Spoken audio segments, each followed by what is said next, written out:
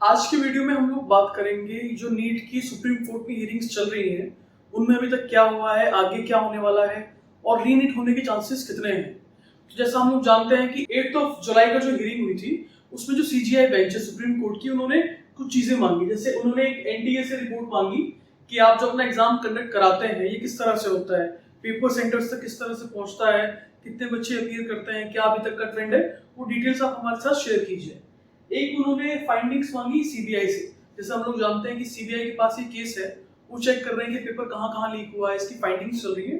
तो एक रिपोर्ट उन्होंने सीबीआई से मांगी कि अभी तक जो उन्होंने चेक किया है उसमें क्या निकल कर आया है। एक उन्होंने ये जानने की कोशिश की है कि जैसे उन्होंने ये कहा कि हम जानते हैं पेपर लीक हुआ है, ये क्वेश्चन नहीं है।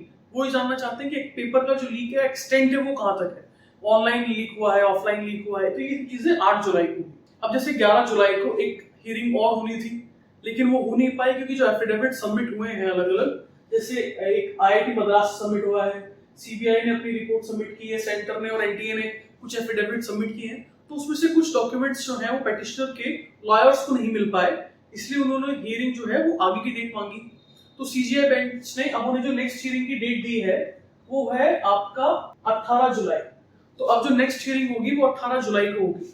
लेकिन जो जो एफिडेविट्स और डॉक्यूमेंट सबमिट हुए हैं वो क्या है, उनमें क्या फाइंडिंग्स आई हैं, तो वो इस वीडियो में हम लोग डिस्कस करेंगे। अब हम डिस्कस करेंगे कि जो 11 तारीख को रिपोर्ट्स एफिडेविट सबमिट्स हुए हैं उनमें क्या हुआ है।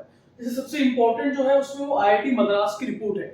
अब एनटीए ने आईआईटी मद्रास की हेल्प ली है ये एनालाइज करने में कि पेपर लीक हुआ है नहीं हुआ है।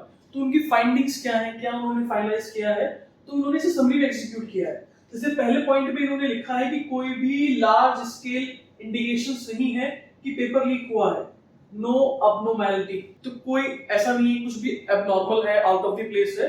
तो पहला पॉइंट इनका ये है।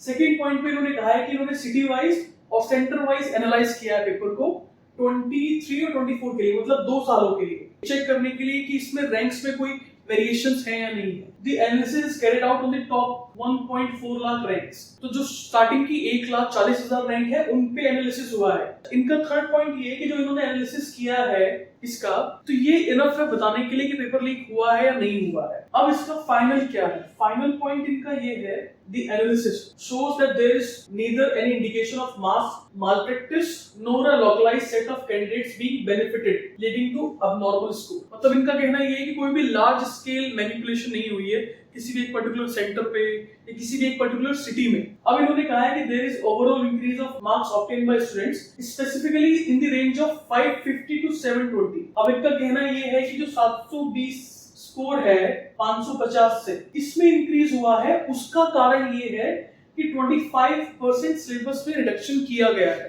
तो इनका कहना ये है कि नीट का क्योंकि सिलेबस जो है वो 1/4 डिक्रीज किया गया है, इसलिए आपको 550 से लेके 720 तक ज्यादा वेरिएशंस दिखाई दे रहे हैं रैंक में। तो अब इन्होंने इनकी रिपोर्ट में साफ साफ ये कह दिया है कि नो पेपर लीक। ये हमारा पहला पॉइंट था कि 11 तारीख में कौन कौन सी रिपोर्ट्स और एफिडेविट सबमिट हुए। जैसे आईआईटी मद्रास ने बहुत क्लियर ये कर दिया है कि कोई लीक नहीं है। अब बात है कि सेंटर ने और सीबीआई ने क्या कहा है। सीबीआई की जो रिपोर्ट सबमिट हुई है उसमें उन्होंने साफ साफ कह दिया है कि पेपर तो लीक हुआ है लेकिन लोकलाइज्ड लेवल पे हुआ है, कोई मास लीक नहीं है। कि ये आइदर आपका पटना में लीक हुआ है, गोदावरी पे, या एक जगह और, एक सेंटर पे ये और लीक हुआ है। तो इन्होंने बिल्कुल क्लियरली बोला है कि it is a local leak. तो अब क्योंकि लोकल लीक हो गया है तो आप समझ लीजिए कि आपके जो नीट होने के चांसेस थे वो ऑटोमेटिकली कम हो गए। अब नेक्स्ट पॉइंट, एक इन्होंने ये मेंशन किया है कि leak paper was not circulated on social media. तो मतलब जो 3 चीजें उन्होंने मांगी थी वो क्लियर हो गई। एनटीए का रिपोर्ट आ गया, सीबीआई का रिपोर्ट आ गया और ये मेंशन हो गया है कि लीक जो है वो मास लेवल पे नहीं है, वो बहुत ही आई वुड से कन्फाइंड जगह पर है, एक सेंटर पे वो लीक हुआ है सिर्फ। Is leak in a single centre in Bihar. अब आगे इन्होंने कहा है कि CBI also mention the leak paper was not circulated on social media. जैसा कि हम लोग न्यूज में देख रहे थे कि पेपर लीक हुआ है, उसकी वीडियोस या फोटोज वायरल हो रही थी, तो उन्होंने कहा दीज आर फैब्रिकेटेड डॉक्यूमेंट्स। तो ऐसा कुछ नहीं है कि पेपर एक्चुअल में लीक हुआ है। अब इन्होंने ये कहा है, सेंटर ने एक एफिडेविट और सबमिट किया है जिसमें उन्होंने ये कहा है कि अगर किसी भी टॉप रैंकर की रैंक में कुछ भी अबनॉर्मैलिटीज पाई जाती हैं तो उनको काउंसलिंग से डिबार्ड कर दिया जाएगा, नो मैटर उनका एडमिशन कॉलेज में हो चुका हो।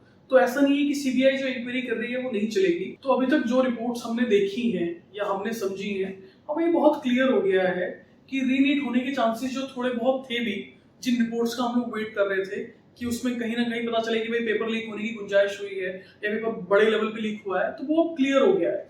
तो अब 18 जुलाई को जो काउंसलिंग होगी, अब आप ये समझ लीजिए कि क्या होगा। अब आपकी 3rd वीक से काउंसलिंग स्टार्ट हो रही है। एमसीसी शेड्यूल निकालने वाला है काउंसलिंग का। अब इन्होंने बोला है कि हम काउंसलिंग कंडक्ट करेंगे 4 राउंड में। 4 राउंड में एमसीसी की काउंसलिंग होगी। इन्होंने क्लियर कर दिया है कि भाई पेपर लीक नहीं हुआ है, काउंसलिंग अब कंटिन्यू करिए। अगर मान लीजिए काउंसलिंग के दौरान ऐसा कुछ समझ में आता है कि कोई बच्चा जिसे एडवांटेज हुई है, तो उन्होंने कहा है कि उसको हम लोग ऑटोमेटिकली डिबार्ड कर देंगे। तो ये अब क्लियर हो गया है कि रीनीट नहीं हो रहा है, या 0.1% भी गुंजाइश देखो है नहीं। झूठ में रहना अलग बात है, पर फैक्ट ये है कि अब काउंसलिंग दोबारा आपका एग्जाम नहीं हो रहा है रीनीट का। तो ज्यादा अच्छा ये है कि जो मई में एग्जाम होगा आपका नेक्स्ट ईयर, आप या तो उसके लिए तैयारी करें, या जो भी आपका स्कोर है उस पर आप इसी बार एडमिशन ले लें। आइदर एमबीबीएस में जाएं, या बीडीएस, बीएमएस, बीएचएमएस, बीयूएमएस में जाएं, या किसी और पैरामेडिकल कोर्स में आप जाएं। तो it is all up to you. So don't waste your time any more. आपने ऑलरेडी अपना 1.5-2 महीने इस सब में वेस्ट कर दिया है, तो it is of no use. आपको पता है, मुझे पता है क्या हुआ है, पर फैक्ट ये है कि हमारा कानून देखो सबूतों पे चलता है, और सबूत ये कह रहे हैं कि पेपर लीक नहीं हुआ है। तो अब इसको मानिए, आगे प्रोसीड कीजिए, मूव ऑन। नेक्स्ट ईयर के लिए आप तैयारी कीजिए और अच्छी तरह। I wish you all the best. और अगर आपको इस साल एडमिशन लेना है, उसके लिए कोई हेल्प आपको चाहिए, you want to ask about documentation and cut offs, तो you can contact me. Okay, this is my number, or you can check on social media Counselor Vishal, or you can DM me your queries. Thank you so much.